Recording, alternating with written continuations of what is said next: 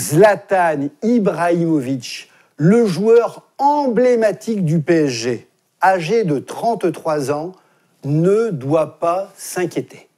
Car même s'il ne figure pas dans la liste des nominés au Ballon d'Or qui désigne le meilleur footballeur du monde, il a encore beaucoup de temps même, pour espérer décrocher ce fameux trophée créé en 1956 par le magazine France Football. Le premier Ballon d'Or a en effet été attribué à l'attaquant anglais Stanley Matthews, alors qu'il était âgé de, tenez-vous bien, 41 ans, ce qui en fait le Ballon d'Or le plus âgé de l'histoire. Les deux plus jeunes étant le Brésilien Ronaldo et l'Anglais Michael Owen, élu Ballon d'Or alors qu'il n'avait que 21 ans. Le premier Ballon d'Or de l'histoire a évidemment récompensé un joueur exceptionnel, mais aussi une carrière hors norme, celle de Stanley Matthews, un attaquant anglais qui évoluait au poste d'ailier droit et qui était surnommé le sorcier du dribble, une sorte de Garrincha européen. Repéré très tôt lors d'un tournoi interscolaire, au cours duquel il marque 8 buts, Stanley Matthews dispute son premier match pro alors qu'il n'a que 17 ans.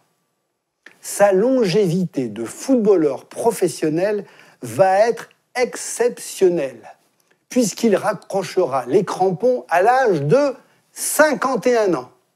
Fait rarissime, lors de sa dernière saison, il va même s'offrir le luxe d'être sacré meilleur joueur d'Angleterre en permettant à Stoke City, le club de sa ville natale, de revenir dans l'élite.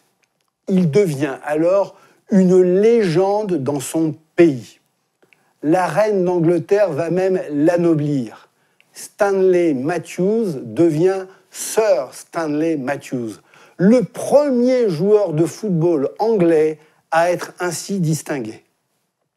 Une reconnaissance inespérée pour ce fils de coiffeur qui avait hérité de son père, champion local de boxe, la discipline de fer du noble art, le fait d'être végétarien et de ne jamais boire d'alcool.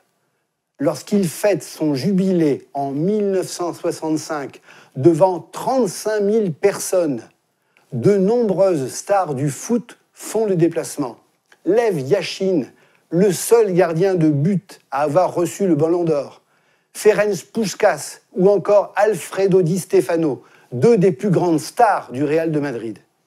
Et lorsque Sir Stanley Matthews décède le 23 février 2000 à Stoke, à l'âge de 85 ans, 100 000 personnes sont là pour l'accompagner jusqu'à sa dernière demeure. Thank you, Stanley.